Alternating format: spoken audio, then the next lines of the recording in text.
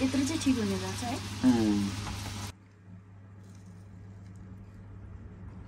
कस्तो छ गाइस? ल गाइस अब यहाँ चाहिँ ज्वाइँ हाल्दैछ है। ज्वाइँ हैन बेसार हो यो। बेसार हो। गजब बेइज्जती है।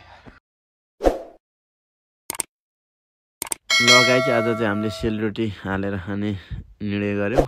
त्यही अनुसारले आज चाहिँ चामल भिजाइसकेका छौँ। अब ट्याक्क रोटी हालेर खानुपर्ने हुन्छ। ल गाइस पिठो पनि पिसिसकेका छौँ, देख्न सक्नुहुन्छ। पिठो चाहिँ अब अलिक खसो खसो भयो कि जस्तो लागिरहेछ, तर पनि केही छैन। अब यसलाई जसरी हालेर खानुपर्ने हुन्छ। अब यति भएपछि रोटीको लागि तयार भइसकेको छ। अब चाहिँ तेल हाल्दैछौँ हामी रोटी पकाउनको लागि।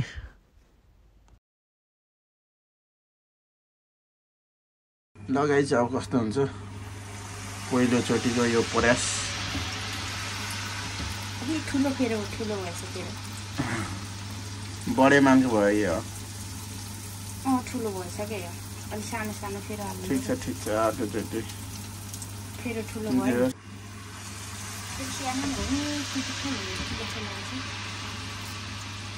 यत्रो चाहिँ ठिक हुने रहेछ है। अहिले चाहिँ ठुलो भयो नि। अहिले साह्रै ठुलो भयो फेरो। यत्रै बन्नुहुन्छ। यो चाहिँ जस्ट चामल र चिनीको मात्र हो है गाइस। अब यहाँ अब औषधि नेपालतिर भए के अरे चिप्ले के हो सिमलको बोक्रा अनि के हाल्न पाइन्थ्यो। अनि एकदम वाउ हुन्थ्यो नि त रोटी। कसैले पकाएको त अब जान्दै नजाने मान्छेले पकाएको त फेरि खतमै हुन्थ्यो। जे हाले पनि जाने मान्छेले पकाउँछ देख्दै खाउँ जस्तो लाग्ने हुन्थ्यो। अनि अहिलेको यहाँ चाहिँ अलिकति अब चामल पनि त्यस्तै किसिमको हुन्छ। अनि अलिअलि हुँदैछ। अनि सबै त्यो के अरे सामान नभएपछि यतिको चाहिँ बन्दो रहेछ। यति भएपछि खाएर गर्छ गरेर खान्छ। के अरे त्यो सुमनले हातमा सिप भयो भने खान पाइन्छ भनेर टिकटक बनाएको थियो त्यसले। त्यस्तै कुरा हातमा सिप हुनुपर्छ खान पाइन्छ। खानालाई चाहिँ पाउँछ। रोटी पकाउँदा नर्मली सबैले जानेकै हुन्छ नि। सबैलाई कहाँ आउँछ? पहिला घरतिर पकाउने मान्छेलाई आउँछ नि। अहिले बुढाहरूलाई आउँदैन नि त्यति। मान्छेहरूले हाल्दै हाल्दैन। पहिला मान्छेहरूले अहिले रहर गर्थे। अहिले त किन्नलाई पाउँछ अनि के। त्यही त अहिले त रोटीहरू पनि किनेरै खान्छ काठमाडौँतिर त। अब कोहीले मात्रै बनाएर खाने। गाउँतिर पनि खासै कुराहरूले बनाउँदैन। पहिला त रहर पनि लाग्थ्यो। अहिले त्यस्तो रहर लाग्ने तरिकाको गाउँघरै छैन। अनि पहिला त अब बिहा छेउर भनेपछि 3 दिन अगाडिबाट अनि त्यहाँ दाउरा बोक्ने रोटी पोल्ने रक्सी पार्ने होइन इत्यादि हुन थाल्थ्यो। अनि मान्छेहरूलाई त्यही किसिमको रमाइलो हुन्थ्यो। अनि चाडबाड भयो कि फेरि त्यही अनुसारले अब पहिल्यै प्रिपेयर हुन्थ्यो नि त। अनि अहिले त के चाडबाड भएन दसैँ बिहा व्रत भन्दा बिहा पर्सि छ भने आज आइपुग्छ उस्तै परे दुला त गाउँतिर। अरू के कुरा अरू त कि त भोलिपल्ट बिहा भएको छ भने कि त बिहाकै दिन। अनि यस्तो अब मान्छेहरू त्यही भएर अहिले जे कुराबाट पनि वञ्चित छ क्या। मान्छेले सिक्नलाई अलिकति पहिला बुढाहरूले रहर पनि गर्थ्यो। अहिलेको केटाकेटीले खाले फोन मोबाइल र फोन पाएपछि के हो मोबाइल फोन। मान्छेहरू मोबाइल फोनमै व्यस्त हुन्छन्। अनि अहिले कहाँ रोटी हाल्ने रमाइलो गर्ने माछा बनाउने कुरामा त्यति ध्यान दिँदैन नि त। रौसी पार्ने आमा बाउले पारेछ भने फोटो खिच्नलाई चाहिँ रेडी टिकटक बनाउन चाहिँ फेरि रक्सी पारे जस्तो ड्रामाटिक अभिनय चाहिँ फेरि बब्बाले गर्छ आजभोलि पुराले फेरि सबैलाई चाहिँ होइन फेरि कसै कसैले त गर्छ पनि त्यो प्रायः जसोहरूमा चाहिँ त्यस्तो हुन्छ त्यही भएर हातमा सिप छ भने फेरि पकाएर खान सकिन्छ ल गाइज यहाँ रोटी पोल्दै हुनुहुन्छ खान भ्याउनुहोस् होला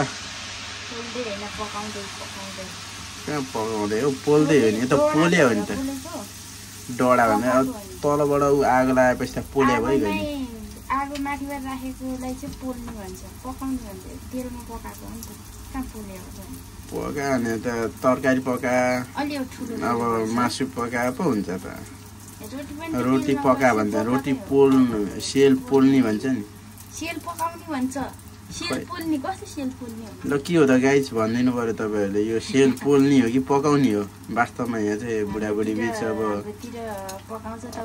सिनोफानो नै हुन सकेन हाम्रोतिर पोल्थ्यो उसकोतिर पकाउँछ अरे अब के हो यहाँ कमेन्ट गरेर भनिदिनु होला पोल्ने हो कि पकाउने हो यहाँ त डिस्कसै भयो नि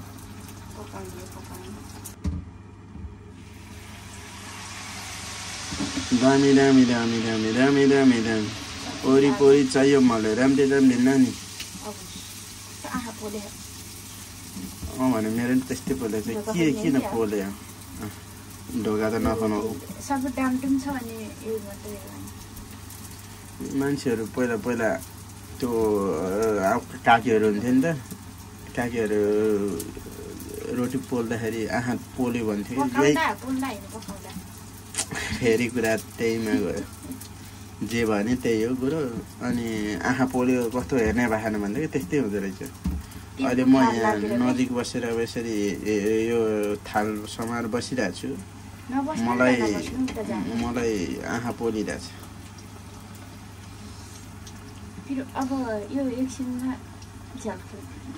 लगाइदियो यहाँ चाहिँ ज्वाइँ हाल्दैछ है बेसारो अचार बनाउनको लागि तेल तताएर जन पुऱ्याएर मेथी हो कालो तिल हाले कालो तिलको छोप यहाँ चाहिँ के हालेछौ अचार आलु मुला गाजर धनियाँ बन्दा अचार पनि रेडी भइसकेको छ अब चाहिँ अचार रोटी खानुपर्ने हुन्छ आज कस्तो छ अब टेस्ट त्यो पछि मात्र थाहा हुन्छ है त गाइज ल है गाइज आखुम बाखुम सेलरोटी चाखुम भन्दै खानाको कार्यक्रमलाई म अगाडि बढाउन चाहन्छु चाहेर भन्ने त कस्तो भएछ रोटी अचार पनि चाख्नु भन कस्तो छ म भन्छु टेस्ट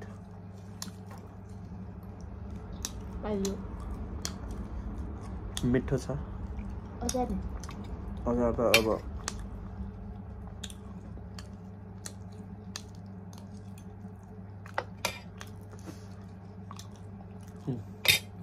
बाबा छ दामी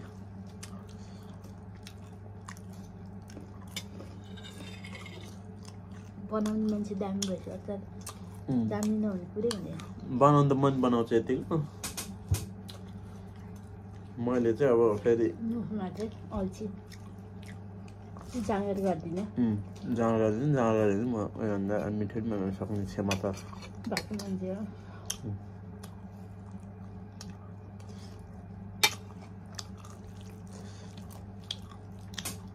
आज सेलरोटी र अचार खाइयो मिठो छ एकदम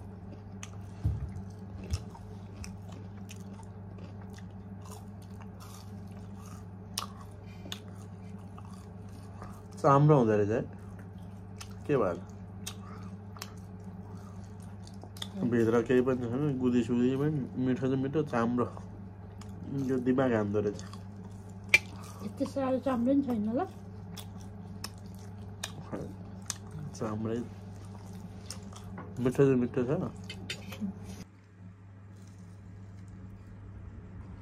कस्तो छ गाइज मिठो